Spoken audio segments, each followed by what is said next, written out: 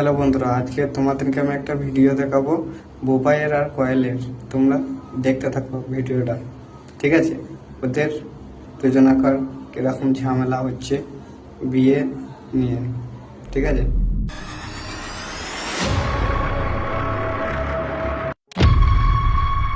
নাও finally আমি আমার বয়ফ্রেন্ডকে বিয়ে করে নিলাম।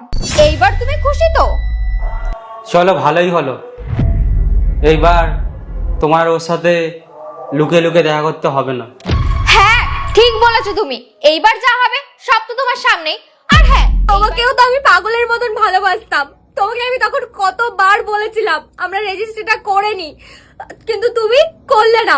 তারপর আমি তোমাকে বললাম আমরা রিভিল করে দিই আমাদের ভালোবাসাটা। তুমি কি করলে? তুমি বেস্ট ফ্রেন্ড বললে।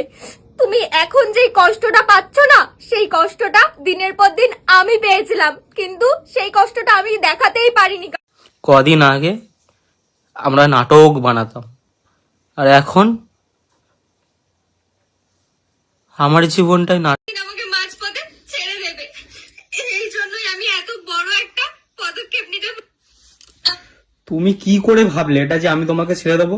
কি করে ভাবলে? মানে ভাবার জন্য তাকে জানা উচিত। তুমি কি করে ভাবলে এটা? একবার তো ইয়ে করতে পারতে। কারণ সবকিছু ঘেটে দিয়ে আর বলছো ভাবতাম, ভেবেছিলাম। তুমি যদি আমাকে এতটাই ভালোবাসতে, তুমি কেন তাহলে আমাকে আগে বললে না? কেন সবার সামনে স্বীকার করলে না? কেন আগে বললে না? এখন কেন বলছো?